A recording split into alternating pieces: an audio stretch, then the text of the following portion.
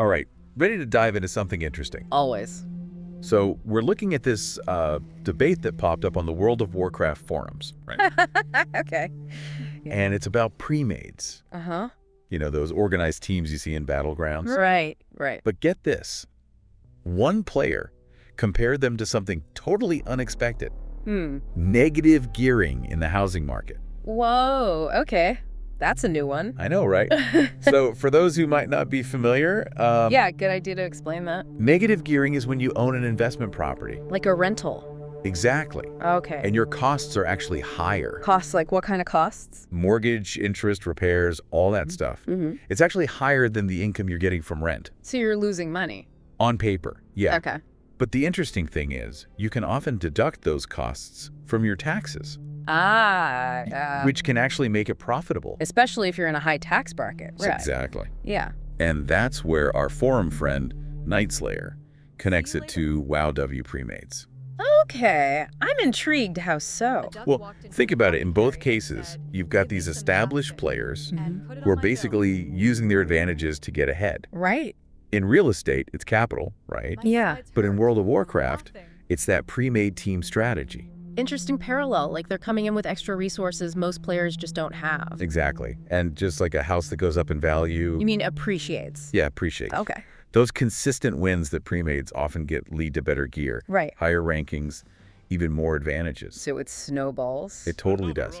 And for solo players, it can feel like trying to buy your first house when everyone else is an investor. Yeah, I can see that. That's a tough spot to be in. Totally. So are premades the problem? Or are they just part of a larger problem? Ooh, good question.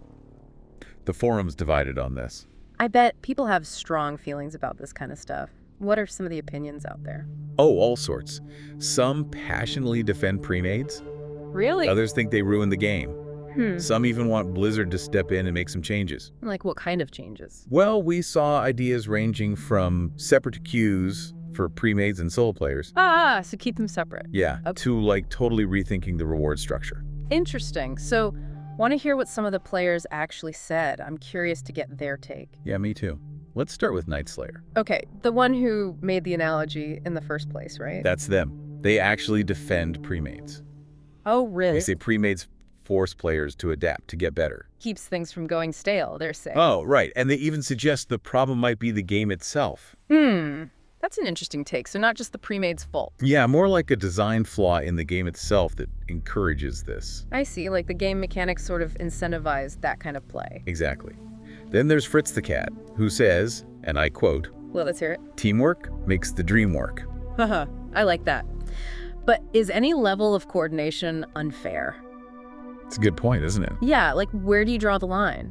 Forming a guild or raiding with friends is okay. Right. But at what point does it become giving a group too much of an advantage? Yeah, that's the big question, isn't it? It is. But of course, not everyone agrees. Oh, I'm sure. Who else did we hear from? Well, there's Necro, who's basically just frustrated. Yeah, I bet. They say getting crushed by a premade isn't a learning experience, it's just demoralizing. I can see that. Getting stomped isn't exactly fun or helpful. Right, they want separate queues for premades and solo players. Okay, so create a more even playing field that way. Or at least a matchmaking system that creates more balanced matches. Makes sense. Something to make it feel more fair. Exactly. Then we've got Eric's, who's a little more sarcastic. Oh. They say anyone defending premades probably just needs the help to win. Haha, a little bit of shade there. I mean, maybe they have a point. Your perspective on this is probably shaped by your own experiences in the game, right? Totally. And speaking of different perspectives, Makazimol compared premades to mafias. Whoa, mafias. That's a strong word. Right, they say you basically have to join them for protection if you want to stand a chance in Battlegrounds. So like, you're either with them or against them, and if you're against them, you're gonna have a bad time. Pretty much. And Eknegev backs that up, saying it's hard to improve when you're constantly facing these impossible odds. Yeah, it's one thing to enjoy playing in an organized group, Yeah. but it's another to just pick on less organized players for easy wins. Exactly. They even called out premades who specifically target pug opponents. Pugs, like players who aren't part of organized groups. Yep. That's kind of messed up. Not very sportsmanlike. Definitely not. But amidst all this negativity, Yeah. some players actually offered solutions. Oh, good. Like what? Like Silverbolt.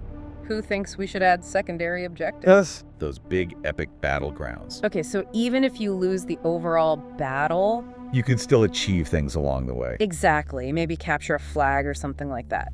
So even if you're up against a premade, it doesn't feel like a total waste of time. Exactly. And they even referenced Legion, a previous expansion, where similar systems seem to work well. Interesting. So there's precedent for this kind of thing? Yep. Then there's Statru, who's got a pretty straightforward solution. Let's hear it. Premades should only play against other premades. Makes sense. Keeps it fair, right? Everyone's on the same level, strategy-wise. In theory, yeah. But I guess in practice, it's not so simple, huh? I mean, what about queue times? Yeah, you'd probably have premades waiting forever to find a match. And it might even discourage people from forming premades in the first place. Right, if it's too much of a hassle, why bother? So, it's tricky finding that balance. Yeah, it really is. Oh, before we move on, there's this comment from Flowers that I thought was interesting. They were talking about how they keep running into premades ever since they came back to the game. Oh, so they're back after a break. Yeah. Okay. And they brought up mercenary mode. Wait, mercenary mode, that's where you can queue as the opposite faction, right? Type. To get faster queues. Right. Okay. But they're saying it's actually messing with the faction balance in Battlegrounds. Oh, interesting. Like it's having unintended consequences. Totally. It's like fixing one problem creates another. It's like a domino effect. You change one thing, and it ripples out in ways you didn't expect. Yeah, exactly.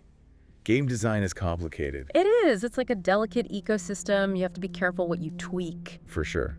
Oh, and then there's Katara. Yeah. They had a more practical suggestion, maybe not as fun, though. What is it? They say solo players should just focus on farming crates for gear. Ah, the grind. So basically, if you can't beat them, outgear them. Pretty much. But I think it's time to step back a bit. Yeah, good idea. We've heard from the players, we've talked about the analogy, but what does it all mean? That's the big question, isn't it? It is. It's bigger than just World of Warcraft, don't you think? Oh, absolutely. This is about fairness, competition, access, the way systems impact our experiences. Exactly. It's like, how do you feel about organized groups versus solo players in other areas of life? That's a good question. Right. Like, think about pickup basketball. Yeah. Or a trivia night at the bar. Okay, yeah. Even, like, the job market. That's a big one. Yeah. I mean, we talk about networking and building connections, but what about those who don't have access to those networks? Exactly. If the system favors those who are already in the in-group, it just keeps reinforcing those advantages, doesn't it? It has. And it becomes harder and harder for others to break in. Totally. It's like the rich get richer. Or in this case, the organized get more organized. Exactly. Yeah. Which brings us back to that key question. Can you level the playing field without getting rid of organized play altogether? Right. Is there a way to make things more fun without completely changing the game?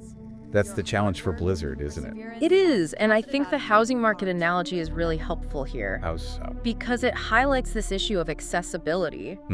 Are we creating systems that only benefit those who are already ahead? Or are we building something where everyone has a chance to succeed? Right, whether it's a game, a social system, or any other competitive environment. It makes you think, doesn't it? It does. It's like, are we building a world where everyone can thrive?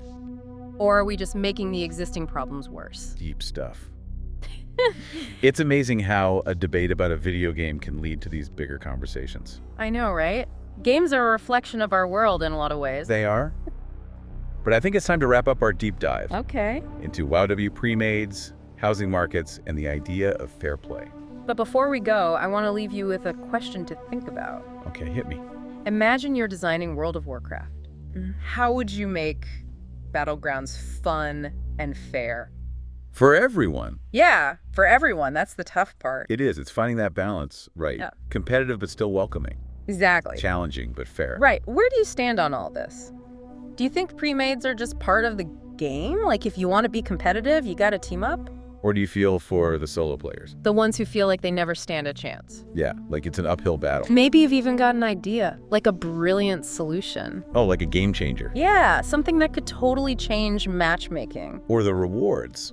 Or maybe you just want to share your own experiences. Through wins and losses in Battlegrounds. Exactly. Whatever you're thinking, we want to hear it. Keep the conversation going. Because who knows, your idea could be the next big thing. Yeah, you could change the future of gaming. At the end of the day, we just want games to be fun. For everyone. Yeah, for everyone, no matter how you like to play. Well said. So keep thinking, keep challenging the status quo. And keep talking about it. Yeah. Exactly. A huge thank you to expert speaker for joining us today. It was my pleasure. It's been an awesome deep dive. I agree. And to everyone listening, until next time, happy gaming.